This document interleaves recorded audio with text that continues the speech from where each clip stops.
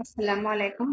मैं डॉक्टर एफाला अपने YouTube channel पे बहुत-बहुत इस्तकबाल करती हूँ। आज का टॉपिक है कैलीम्यूर। तो कैलीम्यूर में आँखों में सिम्पटम्स क्या आते हैं, नाक में और कान में क्या-क्या सिम्पटम्स आते हैं।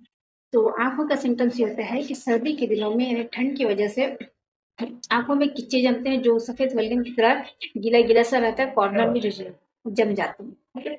एंड एक सिम्पटम्स ये भी आता है कि आँखों की पलकों के ऊपर छोटी-छोटी फुंसियाँ होती है जो देखने में ऐसा महसूस होता है कि उसमें बिल्कुल पस पड़ी है, लेकिन सूखा रहता है। ठीक है? ऐसा लगता है कि अगर उसे इचिंग कर दे, खुजला दे तो वो निकल आएगा बट वो उससे निकलता नहीं। ठीक है? तो ये थे कुछ आँखों के सिम्पटम्स। क्या नाक में सिम्पटम्स होते हैं। नाक में ऐसा लगता है कि उसकी जो कफ एंड कोराइज़ा यानी नज़ले और ज़ुकाम जो होते हैं वो सफ़ेद बलगम निकलती है।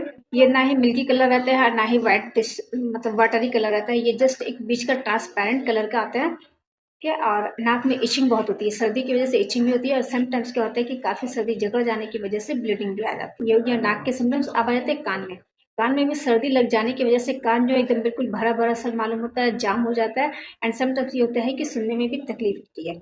तो वो अगर कफ जो बिल्कुल जाम हो गया है, तो कैलीम्योर के इस्तेमाल से वो कफ जो है धीरे-धीरे मतलब उसको कफ को निकालना शुरू करती है, यानी दैट मीन्स ये कह सकते हैं कि कफ मतलब कान बहने के जैसा सिम्पटम्स आते हैं। कफ जब निकलता है तो कान बहने की तरह से सिम्पटम्स आता है कि फिर धीरे-धीरे वो पूरा सूख कर साफ हो जाता है। ठीक है? तो ये रहे कुछ इम्पोर्टेंट सिम्पटम्स। अब आते हैं कि इसका मेडिसिन के टॉपिक सॉरी इसकी पोटेंसी क्या लेनी है। तो पोटेंसी 30 पोटेंसी लेनी है या फिर 6 से शुरू करें।